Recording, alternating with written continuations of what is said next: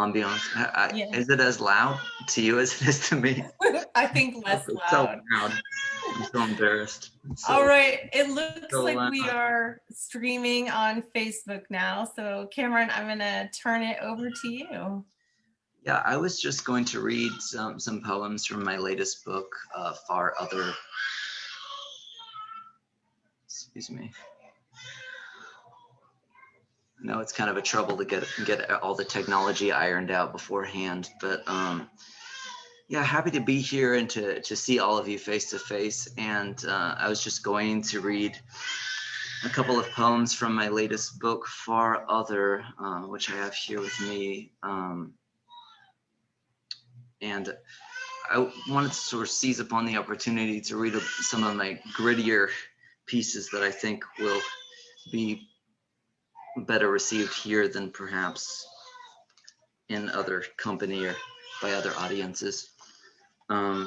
This poem is about an interval of time that I spent in China as a young person. It's called Dongguan. My sister Mariah's breakfast coincides with lunch. How the worst summer of my life I nocturned on bootleg DVDs and instant noodles, knocked off novels, Catch 22, The Razor's Edge, Catcher in the Rye, Seymour. I lit cigarettes. I hadn't figured out how to inhale and bought my first box of condoms. Averting the supermarket checkout girl's gaze in the factory town of Dongguan, where my missionary parents' marriage ruptured in the first argument I ever heard them have. Mom, screaming behind the bedroom door, fainted that summer while hanging clothes on the balcony of our rented row house. Mangoes plopped in the lane of the gated compounds for the mistresses of Hong Kong businessmen, while I shampooed the thinning crown of my head from a quack Chairman Mao look-alike labeled bottle. I ran through my 20s. In Dongguan, I hung the red t-shirt I pranced in over the second-story rail. Mariah remembers this more than anything, stiffening with sweat. I still can't believe the movies we watched then. The Exorcist, 28 days later, Zodiac. She, only 12, now 26, night owls her way through grad school. I rise early with the kids, but see myself as I was then, ankles rolling over the mashed sidewalks of machine shops. Along the scum skirt canal, I caught 1,000 dark stares with my milk white thighs.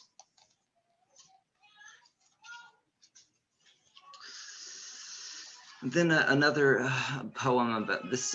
This book is actually sort of like my retelling of Confessions by St. Augustine, and the title of the poem takes inspiration from his description of various shadow loves that competed with his love of God, and it's called Shadow Loves, and describes a sort of, I don't know, promiscuous interval that I had in my 20s.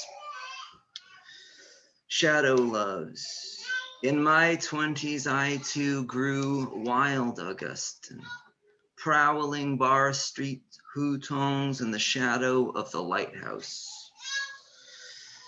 Now I shelter in the garage with a 2-year-old.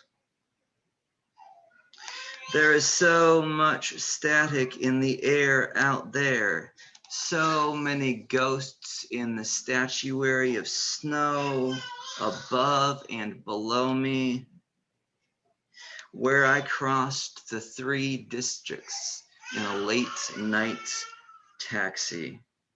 answered one shadow on the balcony while another waited in the bedroom. Surely my shadows grew, smoking hash in the dark attic where I smashed my head on a rafter and bit off the kiss goodnight. Surely some gnashed, some bled, some believed, calling me back after I fled my father's city and married. Where are they now, my shadow loves? Let the blizzard of my early years eat the orchard while I carry in the basketballs. The third poem, now that I've delved into the past, sort of brings me up to the present, and it's called Easter Sunday in the Emergency Room. Let this pill bug rumble over my bare foot, fasten to my Christ flesh 1,000 tiny teeth. A nursing home of yellow toenails dwells within these walls of skin, these varicose veins, a married estate, a research study on premature antique ejaculations. Show me Jesus naked. The first time I saw semen, I stumbled in midnight Horn Creek family camp confusion to the toilets. My father held up the stain to his face, the way he used to read our bedtime stories. His glasses left on the nightstand. Please, God, tell me you enjoyed your body, however briefly.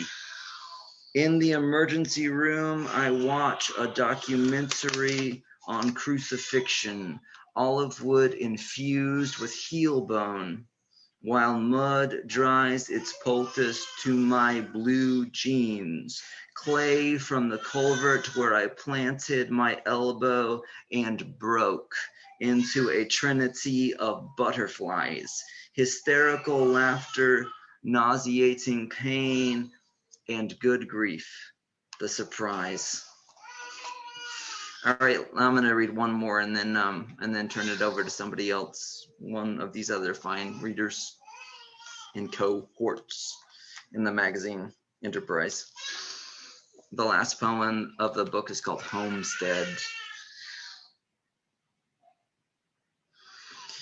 Something like the smell of sunscreen suggests the swimming pool of my boyhood on another pesticidal morning toward the end of June. July closing in, the month of the move, the scheduled closing, the fees as yet undisclosed. What will it cost to own a house? What gain this ownership? Again, Augustine, rolling and turning on his chain, chooses the conventicle over the affianced bride, and I wish things were so clear-cut for me. Catastrophe one way, tautology the other. An inchworm swings by the thread of its would-be cocoon. Light grabs the green shoulders of its photosynthesizing children.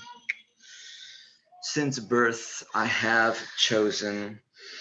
I have planted my stake, my seed. I have seeded and steaded and selved myself here, belonging only to this infestation of ants.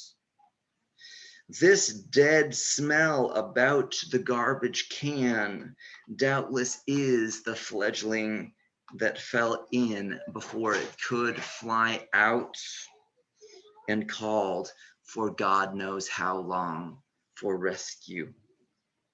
Okay, thanks. That's it.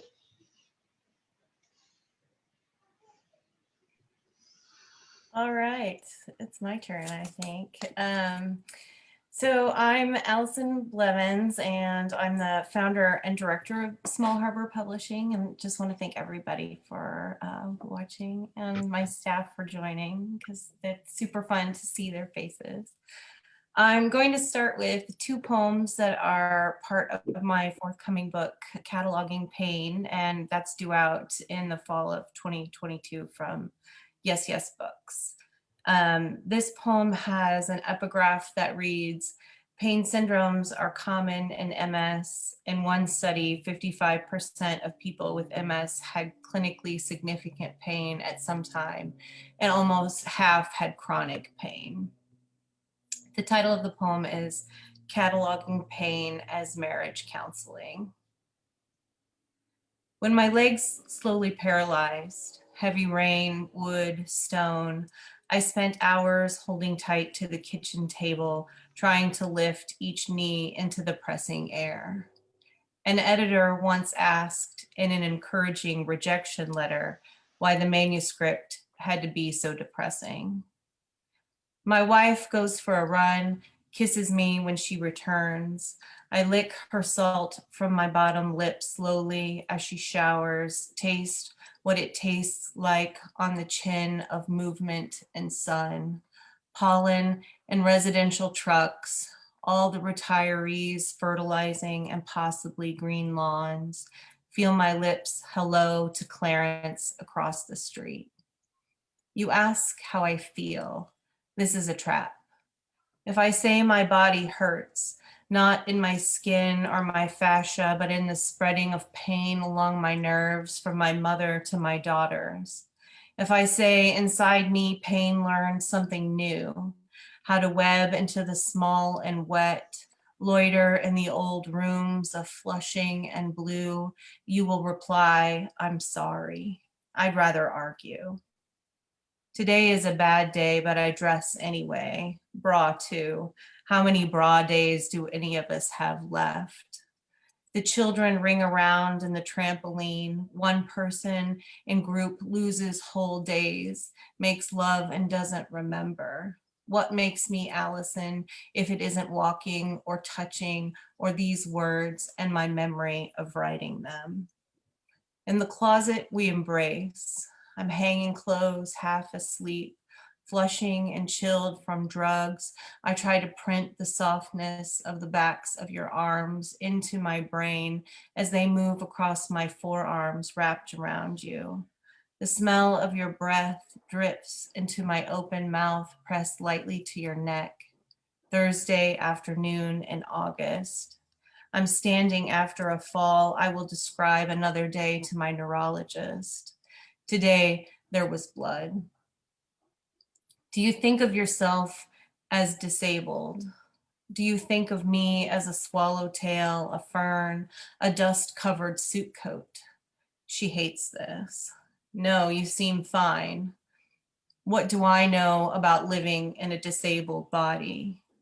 If that is how you really see yourself, you're lying to me about how much pain you feel.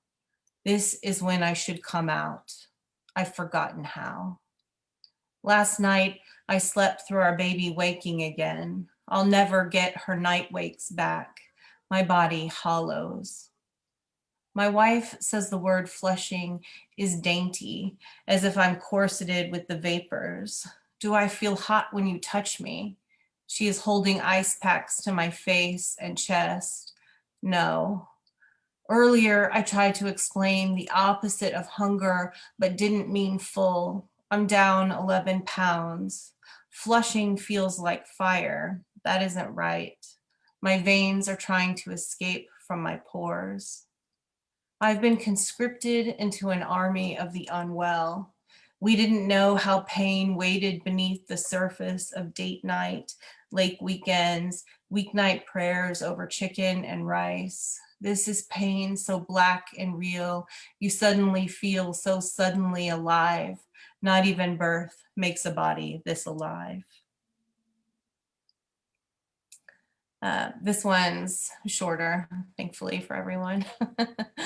A poem for when you ask what's wrong. Think of spring days. Weather radio jolts you, lemon poppy seed muffins, dishes, towels, and whites. By evening, grass still dry, sun slats through drooping white pouches and gray-blue clouds and backyard greened limbs. Neighborhood children bike sidewalks, adults nod and wave. We all know what roiling darkness passes just north of our stolen evening, our cranberry and vodka, curb scraped knees and chiggered ankles. Think of my walking like this, my steady step today as burgled. Imagine each morning I must open my night sleep closed wounds, choose between a spoon or scalpel. Which would you prefer for the job? Imagine a billowing veil that never lifts, laced like stone into my hair. I'm not the dry asphalt the retirees watering. I'm not the clutch-kneed child. I'm the wailing squall line, funneled wind, needle thrust out to waiting skin. How many times each day must you consider pain? When you ask, imagine me as an opened animal twitching roadside. So I have time for one more, and I'm going to read a strange new poem that's part of a collection I'm working on, and they're all in 5 sections, 5-line stanzas in 5 sections, and I think we could call it surrealist maybe, or some other word for strange.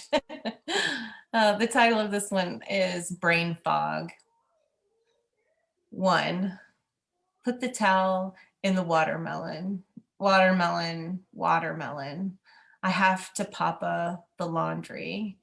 Banana peel in the junk drawer, milk carton with the coffee mugs, glasses in the hamper. I want to explain. Best to stay silent. In the car, my mouth will speak any word my eyes read on a billboard or street sign. Honey, I love insurance. 2, brain can't say where pain lives. Mouth points to the leg, hears lightning, says cold, smells a horse trample across hips hilling landscape, down legs curling back. Finger knows sadness walks pills down the esophagus, swears at the children. Hold tight to your own speaking, your unattainable future. 3, I tell my wife my face has gone yellow. You aren't yellow. Don't try to imagine numb, color, dizzy. My face has gone yellow. Not dimmed, but switched. Yellow fat. I once knew so many words and most of the orders. If you could see the color I slug through now, singing gray mud and brown long air, to find each one, you'd stop looking at me like that. 4, silence breaks in my ears an hour after a pill, like the silence of our bed when my wife puts our baby down for the night. She was supposed to love me best. I know now that the first dull prickle footstep I ever took was my child wafting like scarves between my slow fingers. The pills make me shiver, my ears fall to the ground, sprout green from invisible seeds. 5, I was never taught how to wake with blue legs, smile through medicine skin. I'll never ride a bike again, hike, carry my children. I'm learning to number what I've lost.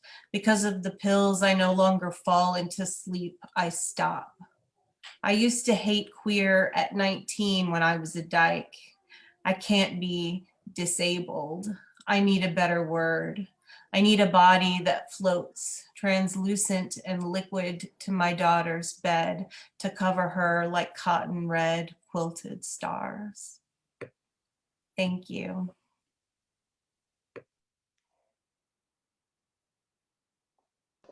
That was So wonderful, Allison. Just thank you for everything, being the founder of Small Harbor Publishing and Harbor Review. So I was actually looking, I've been around for 2 years now. So it's pretty cool that we've made it past the 1-year mark.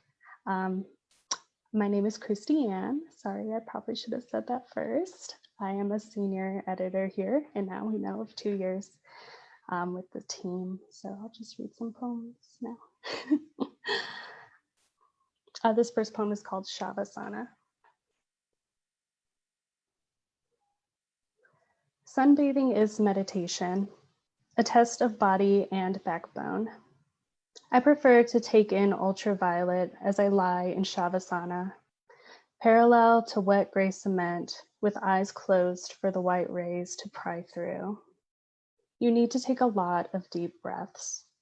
I take deep breaths to resist movement, to fight against my body's rise of internal temperature, palms upward to take or give pressure of that heat. There are quick decision moments between the deep breaths. In the struggle not to twitch, to roll over, to turn away, to screen the skin, like coconut scented cream block I rub over and over and over limbs before stillness begins. Like that time I had to think and I jumped into the pool to avoid a wasp, but it followed and it landed on my head. Do I drown so it will also drown?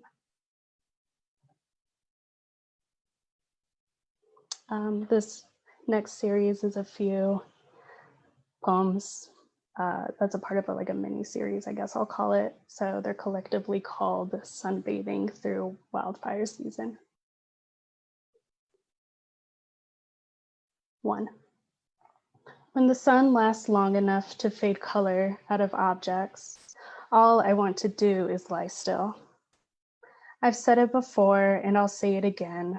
I wish I didn't have a body. That is not to say I wish I wasn't alive, but I think it's a good idea to be part of a book fold or maybe loam along the river instead. When I was 14, there was nothing I wanted more than hands on skin and skin and skin. And there was one night with those wanted hands around my throat, but I didn't know that wasn't what I wanted. I wanted to be in my body then and to feel it squeezed. Without a body, there is no need for reflection on past violences placed. I recall how both my hands embraced the cold sweat of a dark Yingling bottle afterwards, while I sat facing the sun's long going. 2. When breathing in reverse, exhale. Not the black spirit stuck between or under sheets, but the denial that they were there, pushing pressure through skin since the start. Recycling air is never intentional, but what else can we gulp besides lust from too long ago to keep us trying? Yearning for a second wind to sweep the flames higher. Do you really want the flames to sweep higher? Once a vision takes hold like flames across the forest, it runs like a fever despite our best efforts to cure, to blow out. Inhalation of a harsher smoke, it unfurls as ghosts crawling through the spaces between us. Miles of dust from ground earth filters through our lungs. It settles ash everywhere over respiratory systems that no longer matter now that we're standing at opposite ends of the smoke. Number 3. To mutate into something else, I lie on a faded lounge chair by the pool, despite the smoke-fueled air, which makes the sun a hot tinged scarlet, a perfect circle. You can see right through it. I sunbathe through wildfire season. I stay still and silent while miles of evergreens burn 70 miles away, flowing toward my lungs. Or I lie in a hammock and I feel it cradle me as a body bag. The world becomes mute as the fabric folds lightly around, off ground and comforting. Off ground, I can trust the trees which hold me. Who doesn't want to be held by trees? I could use some more trees to prop me up. Aspens, blue spruce, pinon. I could use a little less rocked crag caves within me. When I walked to the Maroon Bells, all I saw was a hallway of golden aspen cathedral. I would have planted myself there. This led to a glacial opening. Avalanche paths turned gold into gray gravel, back into gold. I have one more. Number 4. Today, I miss the buzz of continuous cicadas. When I feel upset, I usually recall my hands in dark loam. I am the type of person who fears what will be uncovered the more I dig. A whale howl in the background seems like a signal to stop digging. I remember how we drove all over town for errands during midday summer, and every chance I got, I would push my toes into the sand as I waited for you, mostly. We crossed the green bridge near Redcliffe, smoking those cigarettes where you pop a bubble in the filter to make them menthol. It was all I used to buy, and you complained but took them anyway, every time, because it heightened the high. We go back to a small house full of owl trinkets and sit against the white painted cement. This experience has taught me nothing, except how nothing in the past remains today.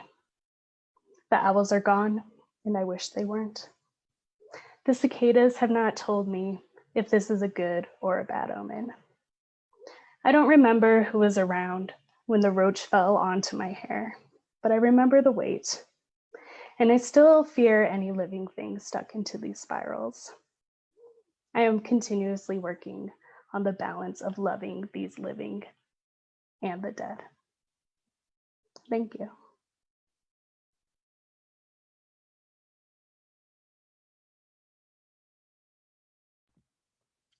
Hi, everyone. I'm Josh. I'm a senior poetry editor here with the Harbor Review. I'm really glad to be with these poets and see their faces because we interact digitally a lot, but I rarely see one another. So I seem to have pulled up the wrong window. So give me just a moment, please. We haven't had a hiccup yet, so I'm glad that I'm the one who's having it. Okay. One of the things that I love best about poetry is how we can use it to kind of recreate exactly what happened if we want to, but we're not writing creative nonfiction. We're not obligated to do that, right? And so we can also use poems to make things happen that are totally impossible. And so this first one kind of comes out of that impulse, and it takes its title from a quote from The Tempest. So it's called Isle Full of Noises. At bedtime, the boy tugs his tired blue comforter, smoothing its waves and the flounce of its foam. A storm turns its aperture onto his room. Sailboats faint, breezy drapes swill their trim. Sometimes his father leans in the doorway, swaying, whistling, fierce in the dark. Sometimes his father sits close, puts his mouth near the boy's ear, recites, "Be not afraid." And then I'm going to read, let's see, next. Going to read a poem called Gazes, which takes its form from Lord Byron. And one thing that I didn't know about Lord Byron for a long time is that he was born with a club foot, and his carriage crest, like on the carriage that he rode around England in, was a mermaid. And that just gave me one more reason to love him, right? Okay, so this is called Gazes. You fastened my life jacket with thick knots. Bob steered shirtless, one hand on his neck. I leaned over the bow, the river caught reflections of my grin and threw them back. The Polaroid spat out its woozy shots, and every time I heard that shutter click, I raised my head, half dizzy in that daze, and tried to watch the camera catch the day. Noonie clutched a beer can, popped the lid. When I stared overboard, she said, "None here, no mermaids live in this filth, sorry, kid." The green ground water lurched. I didn't care whether she believed or not, I did. Our river, sunstruck, fevered in the flare of midday June. You slept and I looked down through muddied skylights. I still wish I had drowned.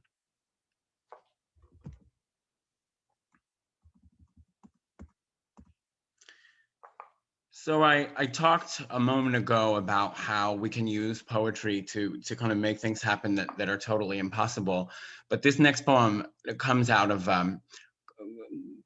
out of a purely autobiographical impulse.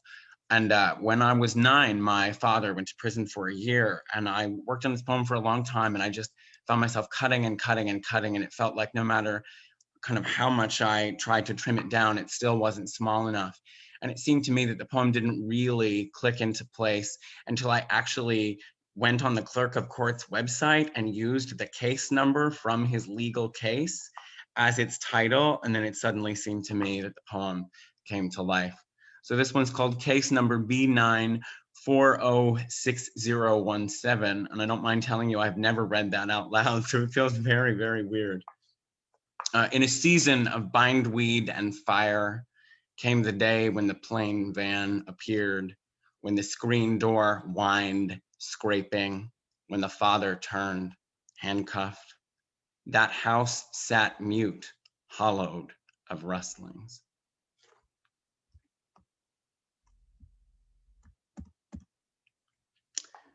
When I was about 6 months old, I lived in foster care for 2 weeks. And I only ever knew the name of that really temporary foster mother. And once my mother and father had both died, I found myself fixating on this person who had cared for me for 2 weeks. And it struck me as weirder and weirder, right? Because I'm fixating on somebody who, in one way, I'd never actually met, right? And certainly not in my time of being able to remember. So this is called Foster Mother 2. Dear Linda, you can come back. My mother, my father are dead. I wish I could flip through a phone book, but I've never known your last name. Linda, I could say island. Linda, I could say thimble. Linda, I could say wingspan. Dear Linda, for 2 weeks you held me. You bathed me, fed me. My child is sleeping, and I'm so afraid my losses will linger and breed. Linda, I could say shimmer. Linda, I could say arrow. Linda, I could say razor. Dear Linda, come back. 2 more weeks. I can't weather November alone. I think I'm going to read one more, and this is a relatively new poem that I don't feel at all certain about, but it's the closest I'm able to come to kind of writing a poem about this crazy thing we're all living through, right? And it belongs to a suite of poems I'm working on called the Ether Letters, and I'm only letting myself write letters to dead people, no one who's alive, okay? So to my father, dour sweetheart, I could cut countless holes in the night's fishnets to uncage my keening. A decade teems, 11 years. Speak, speak. I'll walk out shivering, masked under a greenish antiseptic sky. I'm living through my second plague. The first one cradled us like a mother until she called you indoors for dinner. I'm still waiting. All right, and I'm gonna read one more and then pass it over. So this poem is called Sing Canes for the Third Year, and I wrote it once my mother had been dead for 3 years, and it suddenly seemed to me like her death was this kid following me around, asking for things in the way that my real child can't seem to help but do. Sing Canes for the Third Year. Your death, mother, reaches switches, stove knobs. Your death crowds me and begs for crackers and juice. I could measure death's height in pencil marks, bedtimes, marble blue rages, paint streaks thick as wrists. If I were brave, I would guide death into shallow water. That's it, kick your legs. I'm not. No, we lie close, closer than you and I ever dared. Dazzle of yellow jackets too near. Thank you so much.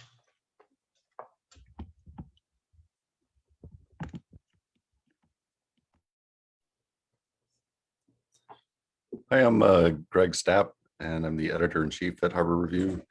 And I'm going to read 3 poems tonight. This first one it's called The Chair in the Forest Twice Removed, and it's a poem in 2 voices.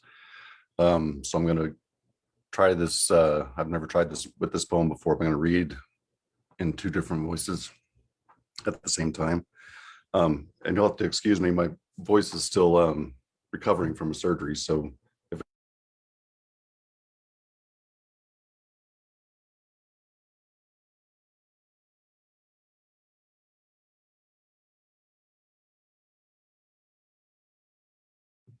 years ago, long after the paint had dried, I was removed here years ago, long after the paint had dried, through the lined corridor of trees, through sound and smell, down to the end of the southwest corner, end of the corridor, 3rd floor, hung, where the sun-risen beams between the leaves hang on my back until the rising pulls from me a daily yearning upward. On a leftover nail, out of sight, out of the reach of why I was made. The Virginia creeper intertwined herself with my legs and splats, and the soil began to assume my feet when the petrichor first troubled. The echoes of subsuming sound clatter my frame, the way light sweeps. The air I never wanted to leave the dining room clinks, but I grew used to it. The same way I grew used to my form and the way the floor at daily changing angles, how it touches the shadow shape, is used. I never wanted to return to the forest, but I was put here by hands unused to sensing desire in the light touches of the arms. Without someone before me gazing, I don't know who I am.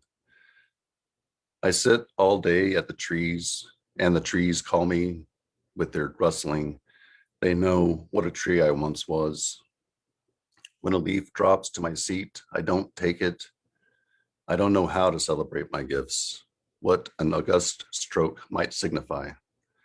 As a taunt, but as a gesture of faith, an offering of hands. Every autumn I am celebrated with their many gifts. How does my texture reach for revelation? How has my frame ensconced a chair in the forest? I was born reaching up from the floor of the forest like wisps of white vine curling into a thick trunk or 4 braided saplings into one. Morning, every morning, I die a little more. I feel the dust settling on my frame and the fluorescent lights. Bent and gnarled tree under the operatic tenor of saws shook me into form. Every morning I die a little more into my flicker like a prison cell. I want to tear open the paint and reveal to the world of those who rarely pass. My former self, I discolor like a fall leaf and curl in on myself, and my desire to be what I was born out of, what I am, is every subject's desire. What I am beneath a whitewashed board of wood pulp, a pressed and flattened reminder reminiscent of wood. Moved and removed, I count the ways until I come to pieces. I count the pieces. This next poem is called Advice for the Mood. As you glide across the face of the sun, become one. When you move to become two, leave a trace of self, a pulse of bright green crescent in a void. But in the moment when you feel you have utterly assumed the role of all light and life, hold on, resist, ever letting go. Feign sleep, feign fatigue, feign a sleight of hand until everyone watching believes they might be doomed by watching. With a sigh then, like the slow release of a weight's burden, or the birth of a child or your birth, begin to shoulder your way out, to move away. But make everyone believe you're staying, or at least that you'll return, which you will, though not in the same way and not as the same moon. And this last poem is another one that might be a little bit tricky to read. I'm going to give it a whirl. It's called Love via a Rube Goldberg Diagram. And like a Rube Goldberg diagram, I've labeled each part of the poem with a letter, and I'm going to read those letters out loud as I'm reading the poem, as if they're part of the text. Excuse me. Love via a Rube Goldberg diagram. Love will be activated when birch tree A grows to a height where when leaf B releases in fall and wafts down to porch C. Crow D is inspired to caw and to take the leaf in beak E back to nest F, where the leaf ages and withers into heart's shape G, until person H discovers the leaf and retrieves it, taking it over to lover I, who carries the leaf to lamp J, and they study the leaf's details together K, until they press it between the pages of dictionary L and return the dictionary to shelf M, in bedroom N, where, inspired by shadows O, cast by the birch tree on blinds P, they will pull quilt Q from bed R and lift sheet S until there is enough air T beneath that they can lie down and embrace U until the sheet drifts down over them V, and they become secluded in their own world of diffused light W, while outside X, two B's Y hover over peach tree flowers Z. Thank you. And I think I'm in charge of signing us off too. So thanks everybody for coming and listening to us read. And it was great to hear all of you guys' poems. I feel insufficient in such company. So thanks everybody.